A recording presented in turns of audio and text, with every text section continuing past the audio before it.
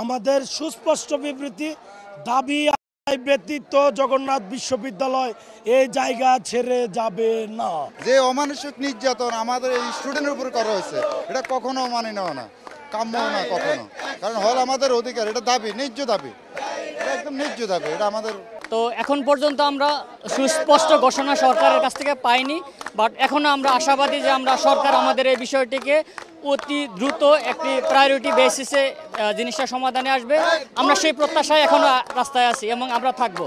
আমাদের টিচাররা কালকে বলে দিয়েছে যতক্ষণ পর্যন্ত আমাদের হল, আবাসন ভাতা অর্থাৎ আমাদের 4টি দাবি রয়েছে, 4টি দাবি যতক্ষণ পর্যন্ত না মানা হবে আমরা এখানে আমরণ অনশন কর্মসূচিতে থাকবো। আমাদের 3টা দাবি না, আমাদের বর্তমান দাবি হলো 4টা। আমাদের সাধারণ শিক্ষার্থীদের উপর এবং টিচারদের উপর যে সকল পুলিশ অন্যায়ভাবে হামলা করেছে, গ্রেনেড মেরেছে এবং টিয়ার সেল মেরেছে, লাঠি দিয়ে মেরে আহত হাসপাতালে নিয়েছে, তাদেরও বিচার করতে হবে। এবং আমাদের যদি এই 4টা দাবি মেনে না হয় আমরা সুন্দর মতো আমরা আমাদের বিশ্ববিদ্যালয়ে চলে যাব। প্রথমত আমাদের আবাসন হল নাই ছেলেদের, মেয়েদের তো নামমাত্র একটা হল আছে, তো সেখানে 70% ভাতা আমরা চেয়েছি। আর একটা হলো আমাদের যে দ্বিতীয় ক্যাম্পাস, ওটার কাজ ত্বরান্বিত করার জন্য আমরা চেয়েছি। আর আমাদের বাজেট যেন ছাটকাটপূর্ণভাবে তাড়াতাড়ি দেওয়া হয় এটা চেয়েছি। আপনারা দেখছেন এটা সম্পূর্ণ যুক্তিযুক্ত, আপনাদের সমন্বয়করা এটার সাথে সহমত পোষণ করছে।